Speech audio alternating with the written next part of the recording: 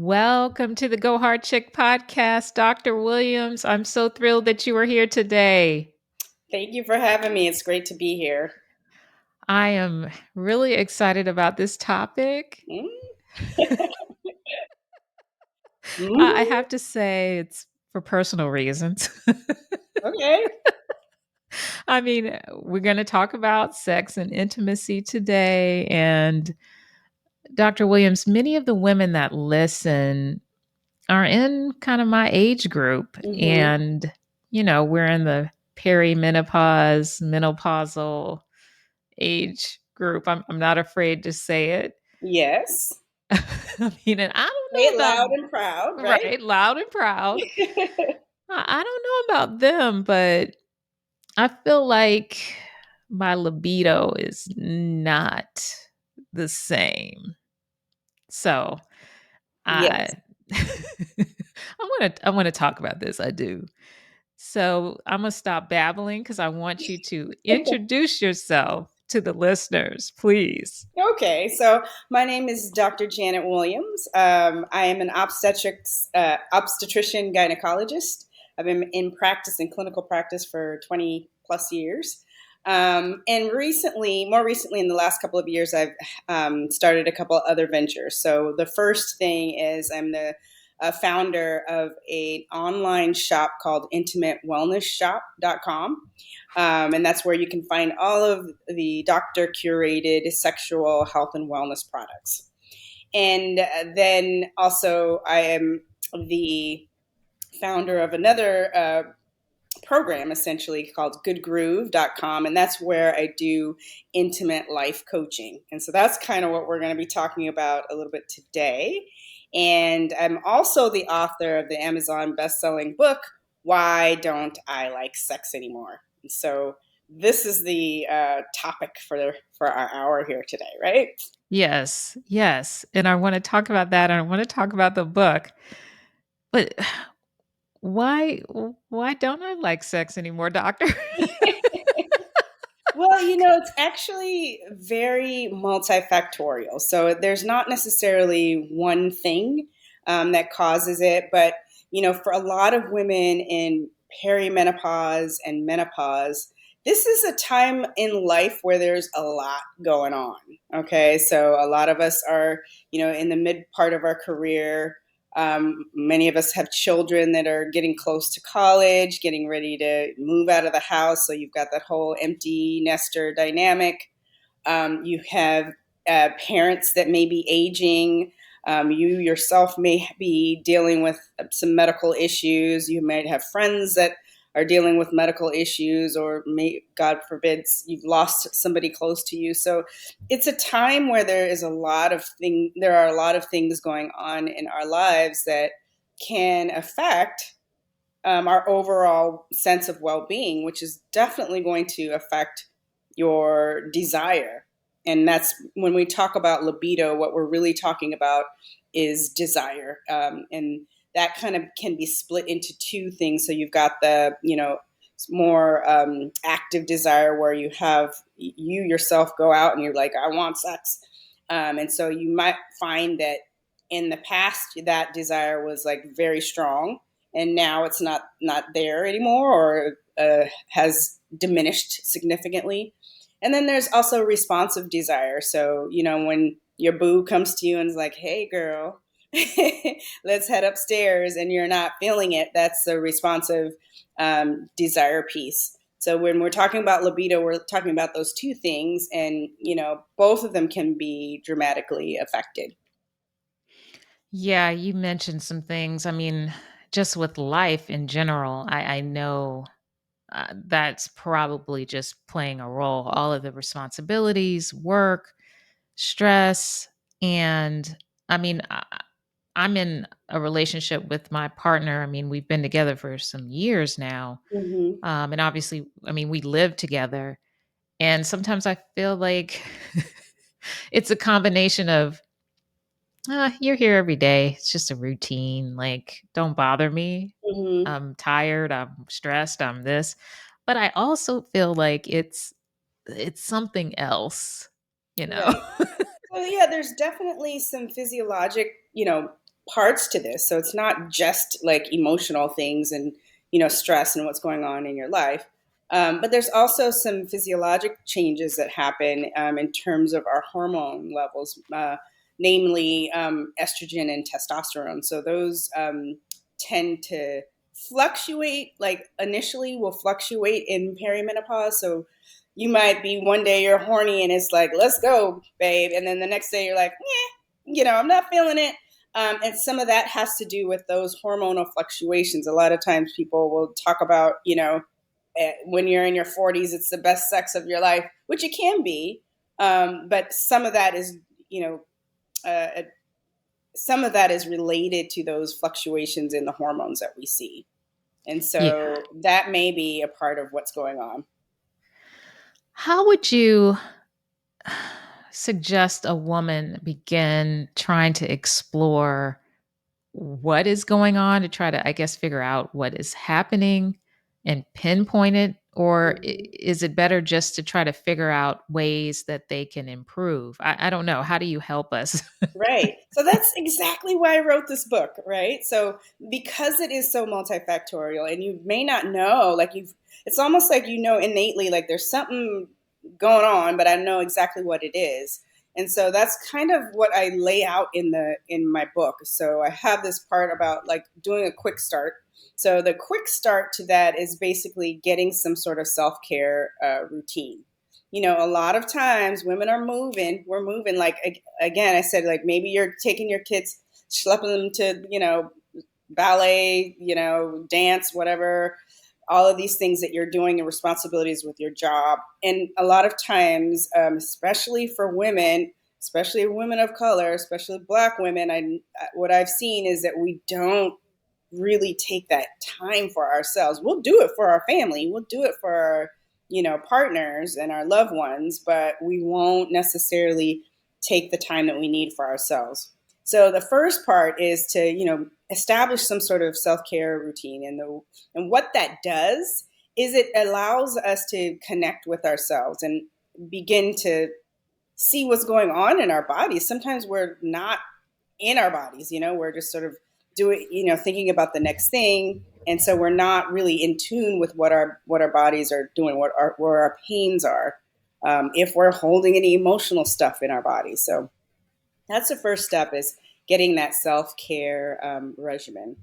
And then another thing that I talk about is just sort of all of the anatomy, all of the sort of physiology, the things that happen in our bodies as we age, some common problems with the reproductive system, getting some better understanding of what's going on there. A lot of us don't even know what the outside of our genitals are called. It's the vulva. We refer to it as the vagina, but it's actually not. Like, the inside is the vagina.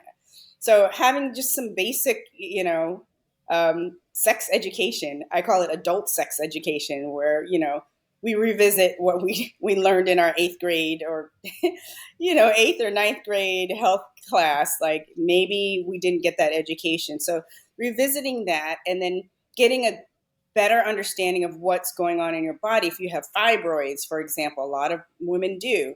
What does that mean? Where are your fibroids? Are they interfering with, what's going on? Like, having a better understanding of what's going on in your body and not being afraid of it. A lot of us are afraid of, what's going on. So getting that understanding from a medical standpoint, and that's where you kind of check in with your doctor and see if there's anything that we need, the hormonal, effect on our bodies.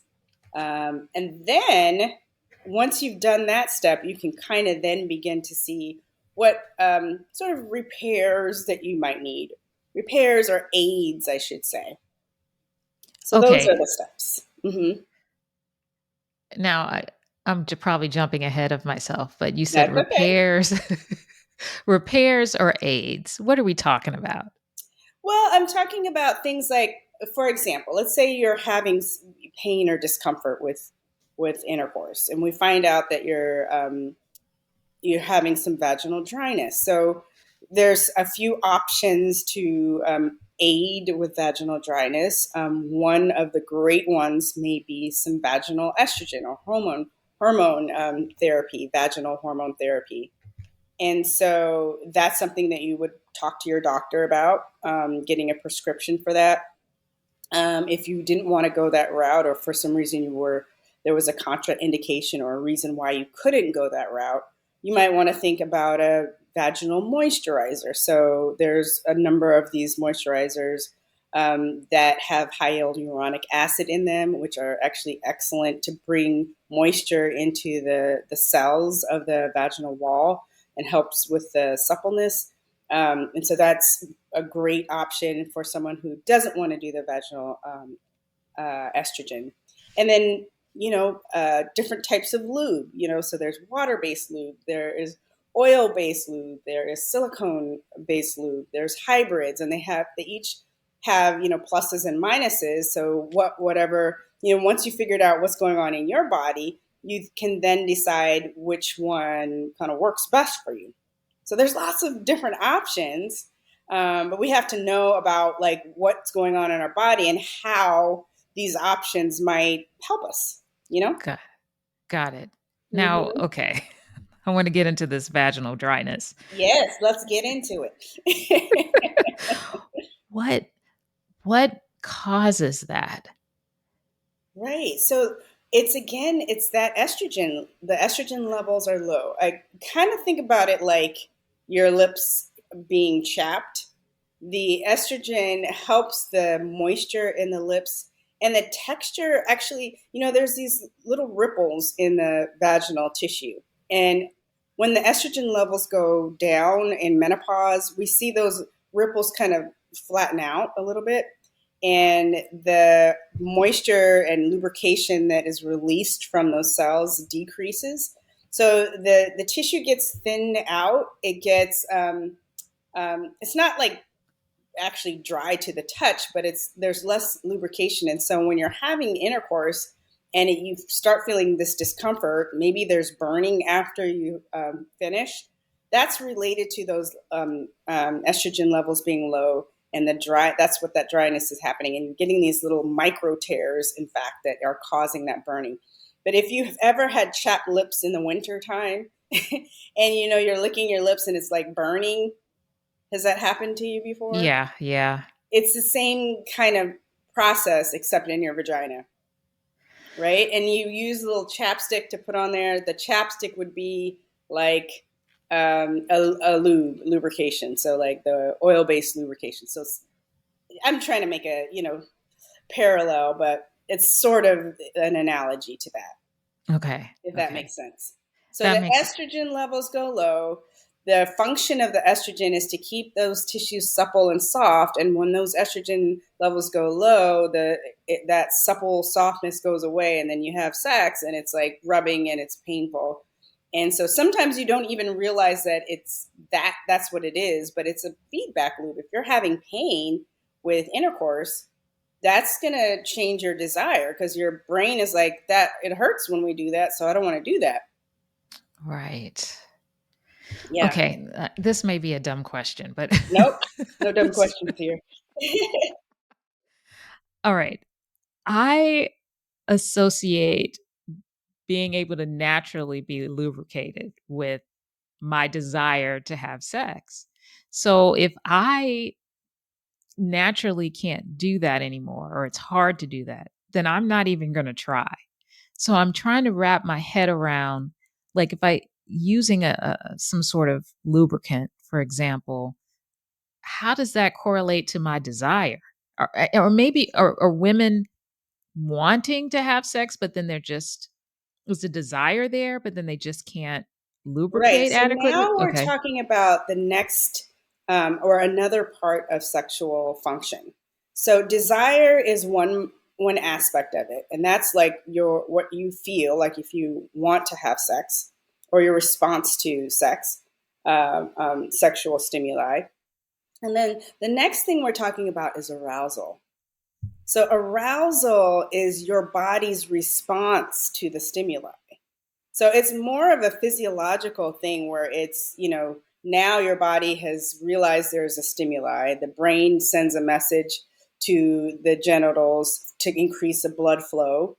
at blood flow and hormone release causes that lubrication, and then that lubrication then increases the nerve sensitivity, and then it tells your brain, man, you're turned on, and it just like it continues the cycle, right? Now, I just had a patient last week who came to me and she said, I don't like having sex. It's just I'm not in the mood. And as we got into it, we realized that her desire was there. The desire was there. And this is what a lot of women actually have. The desire actually is there. They think it's not for the reasons that you're saying, but the desire is there, but her body wasn't responding.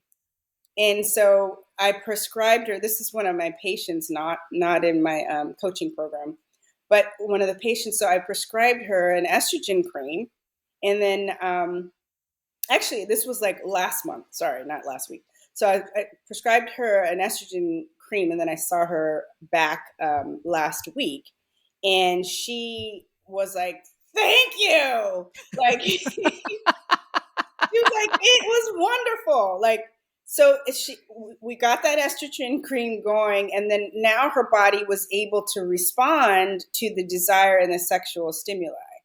So that's the thing. It's like we've got to figure out what's going on for you. Sometimes it's the desire and the body is fine, right? Sometimes it's the partner.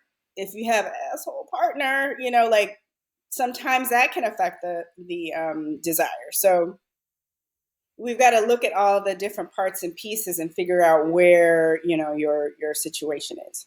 Okay. And I didn't know there was like an estrogen cream. Girl, you better get you Maybe I some. need to look into that. Yeah, no, for sure. Talk to your doctor about it.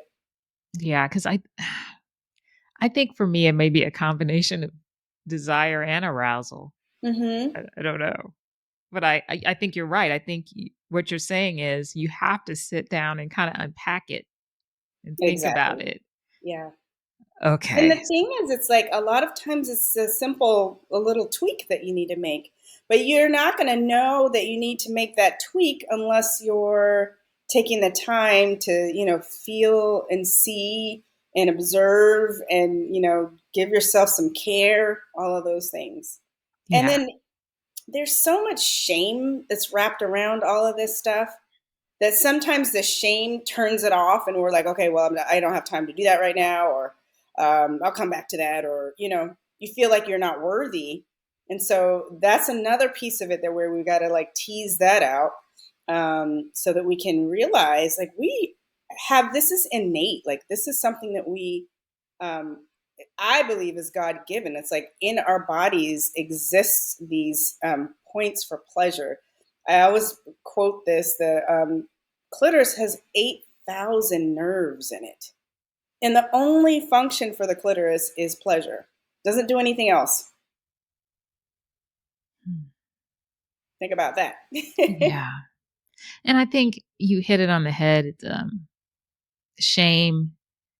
Um, and I think a lot of us, myself included, feel like because we've hit this certain age, we shouldn't be worried with that. There's other things to worry about. We don't deserve that.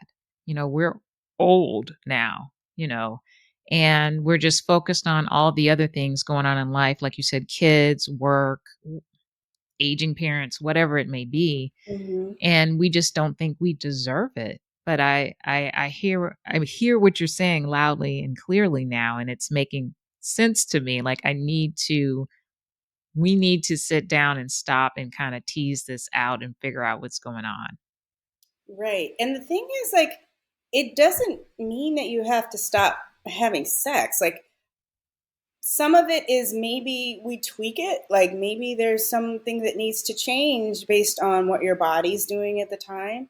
But I always say like our bodies are beautiful, even if there's something, everyone has problems in their bodies, right?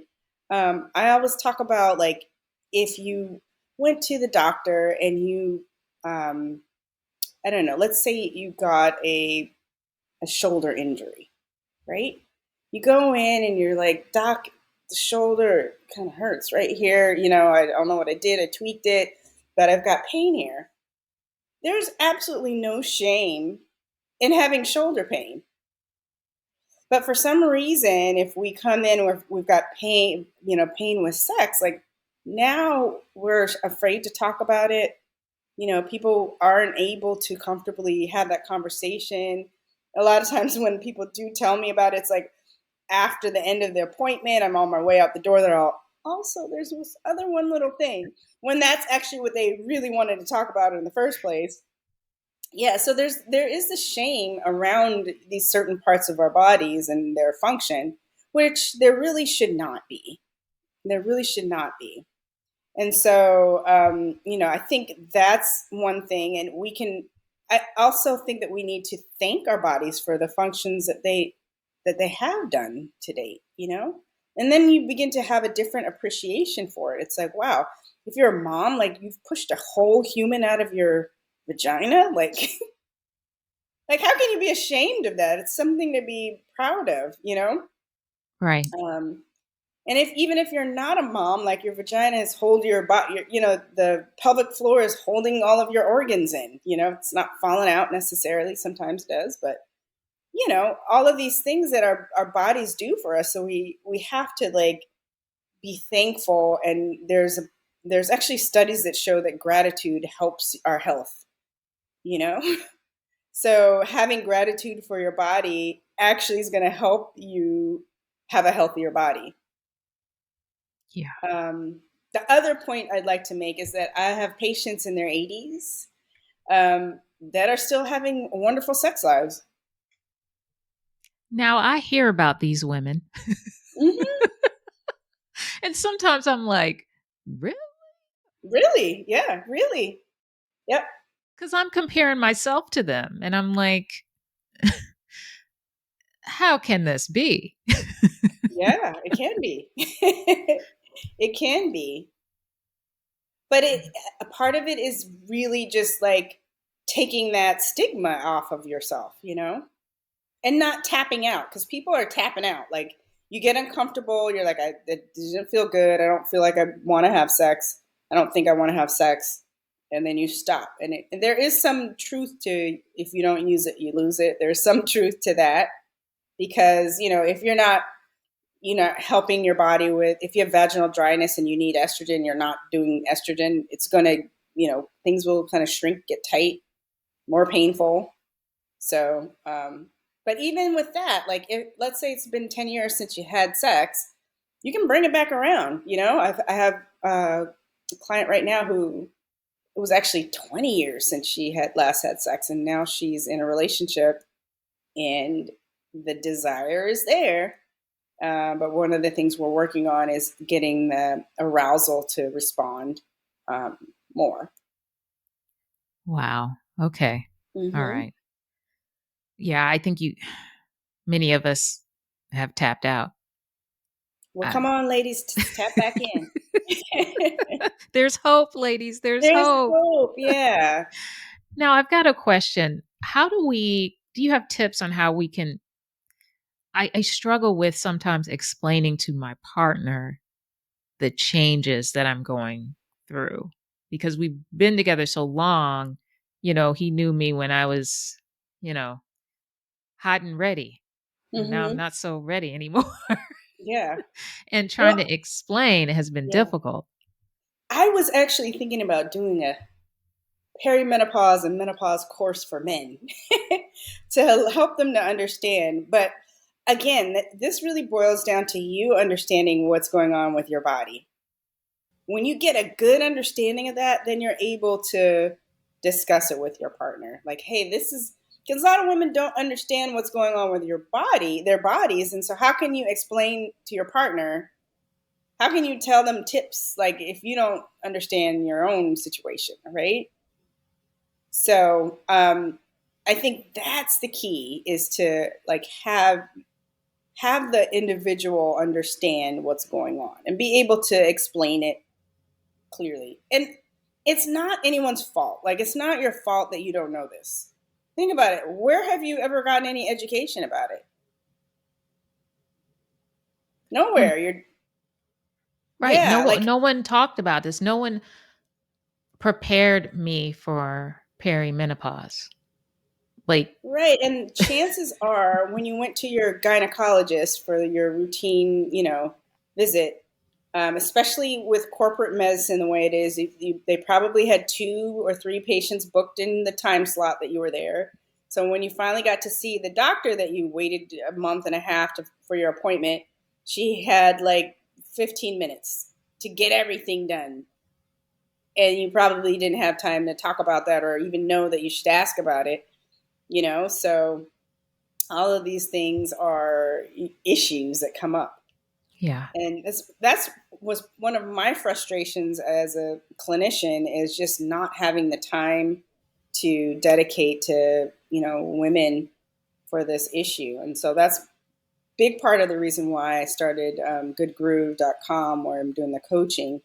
um, right now I have a lot of one-on-one clients where it's just get the time to explain everything and have an understanding, and work on goals, and talk about like how to communicate once you have that understanding. So um, but yeah, the key is really going to be having your own understanding of what's going on. yeah. And that's why I wanted to have this conversation because a lot of us don't have an understanding. No one prepared us. My mom didn't tell me about perimenopause or menopause. Yeah. It's like a secret. And then one day Exactly. you turn 40ish or whatever and you're like, "Oh." It's like, Right. surprise! I mean, I All of these remember. horrible things happen. Now you Right. can't sleep through the night, and your Right. joints hurt, like hot I flashes, all of these Right. things. Yep. And that's the only thing you really hear women complain about or talk about is, hot flashes, but then it kind of stops there. Yeah. And so then you get in this place and you're like, what? Am I menopause? Is it perimenopause? Like, what is going on here? Yeah. So yeah, So, another well, thing. just for some clarification around perimenopause and menopause. So, menopause on average for most, women happens around between 50 to 52, somewhere in there. And technically, what menopause is when you've not had a period for an entire year. So, let's say you've gone, 11 months, and then or you've gone 10 months, and then you have a period on the 11th month. You're not in menopause yet. It's perimenopause. So once you've gone that full 12 months, no period, then you're in menopause. And so once you're in menopause, you're forever postmenopausal. Like you're always in menopause. Now, if you have bleeding after that, let's say you went 3 years, no period, and then suddenly you have a period, that may be abnormal bleeding. So we call that postmenopausal bleeding. So if that is the case, you want to check that out and make sure there's not any, funny stuff going on, no polyps or growths inside that are causing that bleeding. So, Okay. and then Well, the perimenopause is those years before. It can be, 7 years before, where those hormones are fluctuating. You may have some irregularities in the periods. Again, all of these symptoms, hot flashes, vaginal dryness, all of this, kind of back and forth related to the fluctuations and overall decline in the estrogen levels in your body. okay. Thank you for that because I didn't I didn't learn that definition until very recently, when Yeah. I went to see my OBGYN a few months ago and I was like, "Oh, okay. Well, I'm definitely perimenopausal." Yeah. Yeah. So that is it's very common. And I'm telling you, like, not knowing that is also very common. So I want us to leave without feeling shame about these things, and knowing that there's like, solutions, there's options. It's just a matter of like digging in a little bit to see what's going on with you, you know? Yeah. Now, I've heard of this term, but I want you to explain it.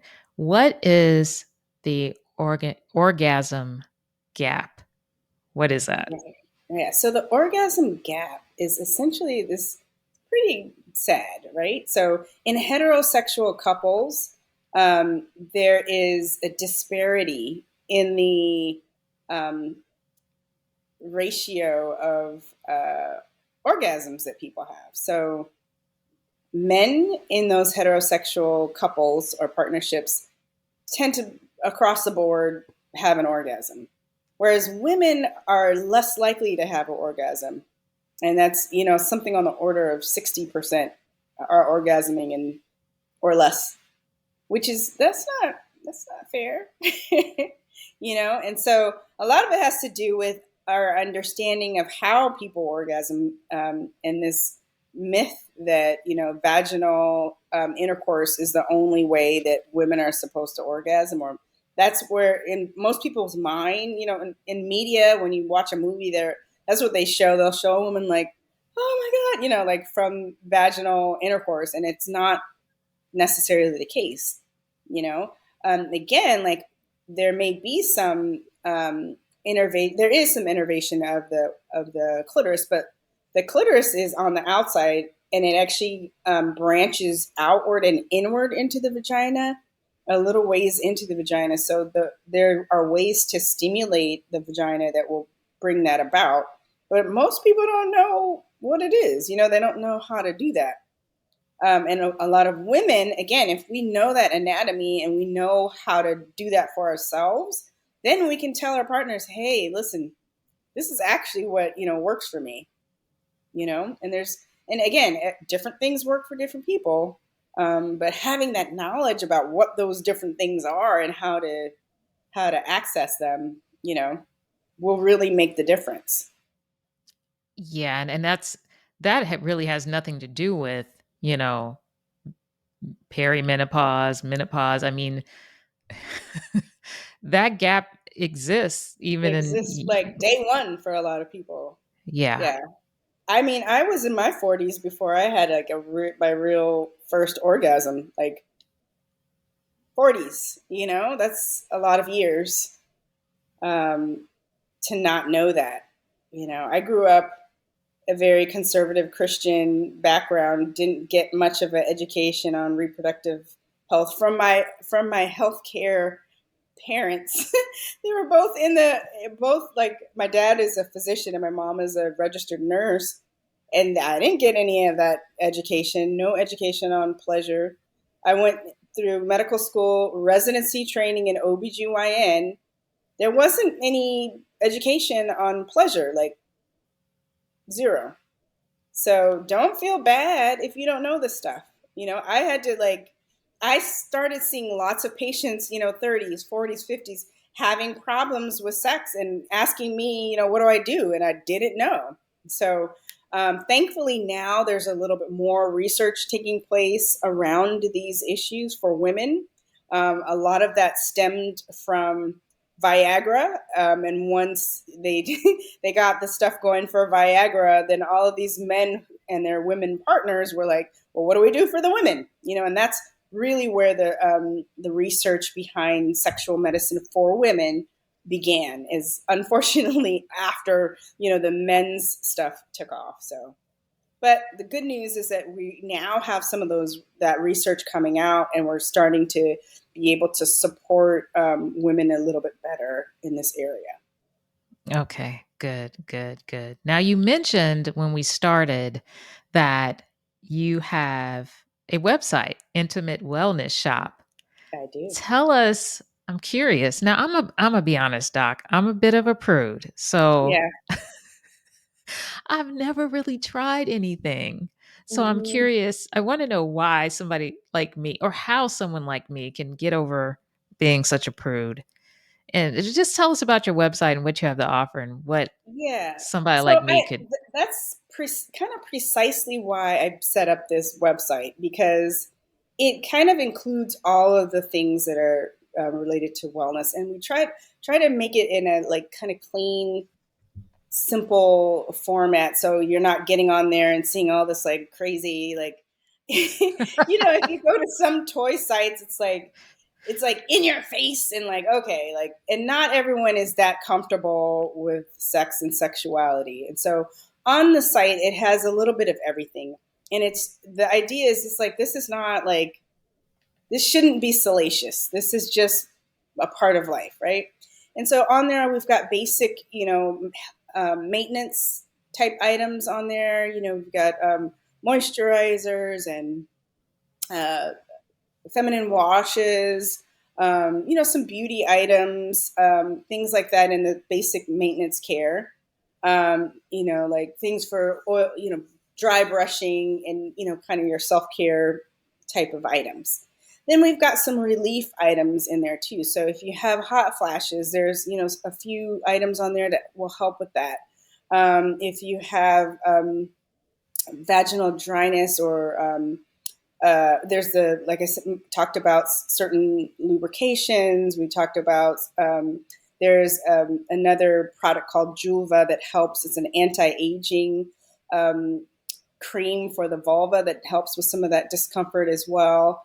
There is a device called the V-Fit that uses red light technology in the vagina to help with blood flow. Like there's a lot of different options on there for relief of certain, common problems that we see.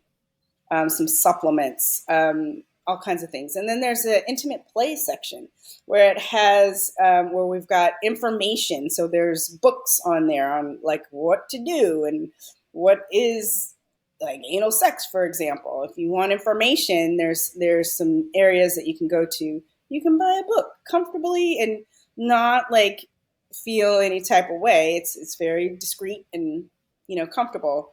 Then there's toys. We've got toys and lubrications, all the different types of lubrication, aphrodisiac candies, fun stuff on there that you can choose from, and descriptions on what everything is. And I have in there doctor's notes, like why is it that I like this product, because these products have been curated by doctors, so you can get an idea. And there's a number of products that are actually created and made by doctors. So I have a separate category for those, so you can kind of see, what are the things that the doctors have made. So that's how it's sort of divided up. And there's also a section for him. So if you're a man, or if you or have a partner that's a man, you can kind of use that section as well. And there's some Okay. overlap. Some of the things are for both genders, but yeah. Okay. I love that. So I've got to go back and explore the website. I got to get over my prudeness.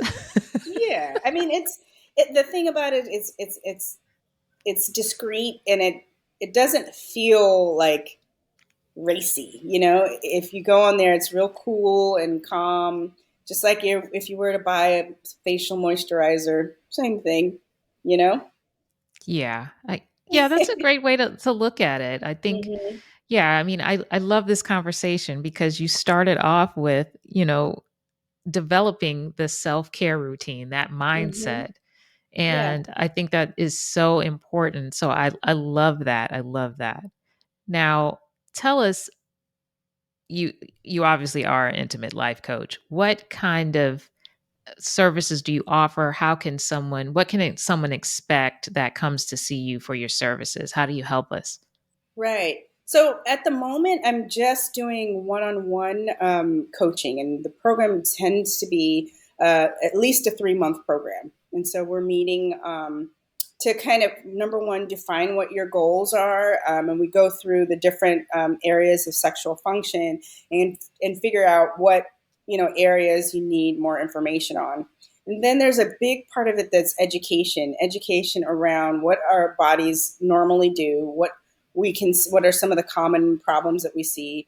Then we talk about like things that you didn't know about orgasms, the different types of orgasms. A lot of people didn't know there's more than one type.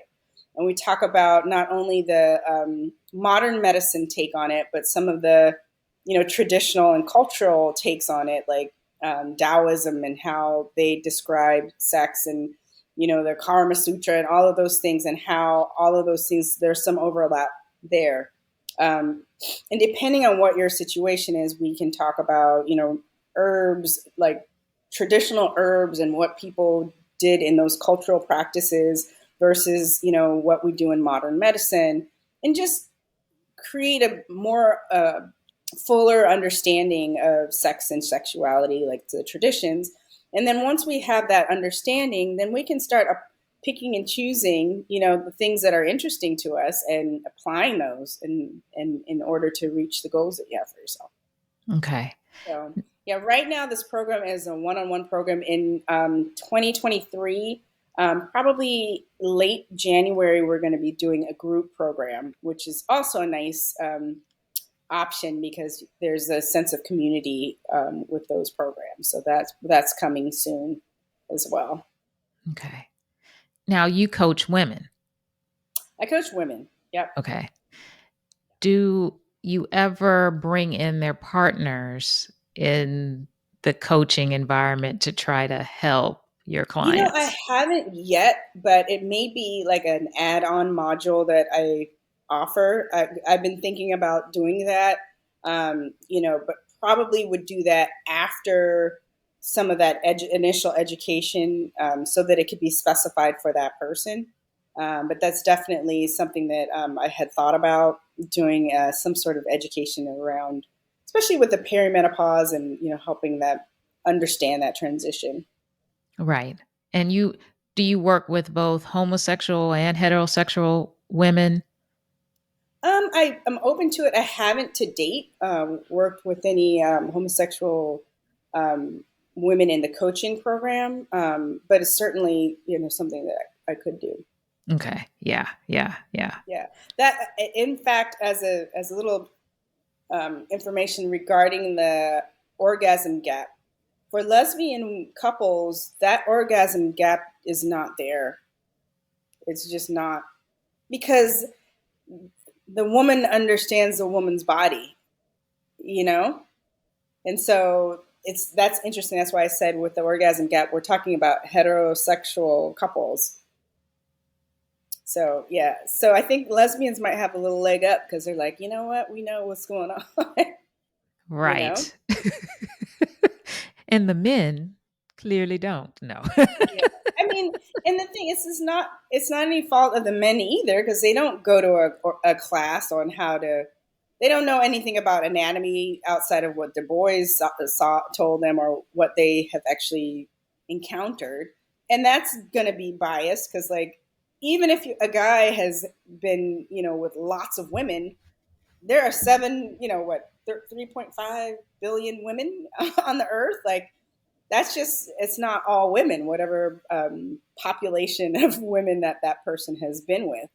So even if they have like experience, it doesn't necessarily apply to every woman. Yeah, that's true. That's true. So we gotta let the men off the hook a little bit, I guess. Yeah, I mean, we gotta they they assume that they know, but they don't really have an educate. For the most part, there's not a class where they go to, when they turn 13 and say, "Hey, this is how you please a woman." They've probably learned that they're supposed to use condoms and how not to get a woman pregnant, but there's nobody talking about how to please a woman. Yeah. And I think you're right, because you mentioned if we don't know it ourselves as women, then we can't really guide them or help them. And I think a Mhm. lot of us women, um, we don't wanna be viewed as, I don't know, loose or promiscuous. So we haven't really explored that. Mhm. And so we don't know how to show our partners what to do or how to do it or Right. what. So we got a lot of work to do. Right. And then again, it's that shame piece that comes in because we're not taught that we're beings that have a right to that pleasure. Where a lot of us are taught like you're about it's like taking care of a man, taking care of your man, like but our pleasure is not a priority in our society. It's just not. And we need to change that narrative. Like definitely that is something that needs to be changed.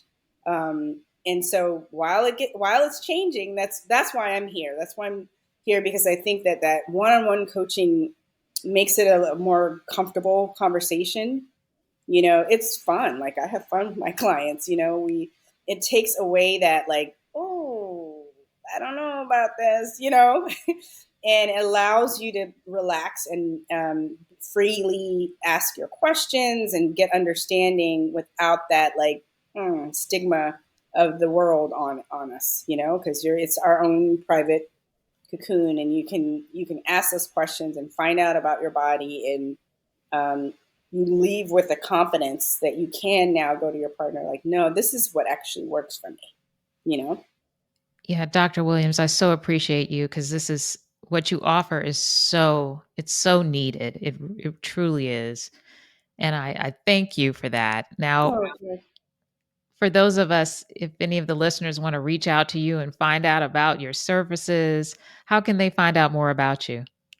Yeah, so the you can book a call with me, a complimentary call on goodgroove.com. That's where the coaching service is. If you wanted to kind of check out some of the products on your own, you can go to intimatewellnessshop.com, and then follow on social too. So at Intimate Wellness Shop uh, for Instagram, and then at Good Groove Co. For Instagram for the coaching. So both places I have like lives that I do sometimes, and um, little snippets, and we talk about all of these issues there. So please follow us. Oh, and then also the book. I have I'm giving away a free copy of the book to your listeners. So you just go to why don't I like sex anymore.com, and you can register there to get the free download. And Oh, there's some wow. great illustrations in there that shows the anatomy and better understanding of. We talked about the clitoris and where everything is located, so you can kind of do some of the DIY stuff there to find out more information. And the book has a lot of the breakdown of all of this. Dr. Williams, that is a great gift. Listeners, you better go and download this copy. You'll Yes. find the link in the show notes. I'll make sure that it's there. Thank you so much, Dr. Williams. This was a really special conversation. I really enjoyed it, and it's got me thinking I got some work to do. Yeah, I mean, and don't feel heavy about it. Like there are options. I've seen women turn things around and get the desire back, get the arousal back. It's not over. It- it's not over. Okay, that It's gives not me hope. over. Thank you so much, doctor. You're welcome.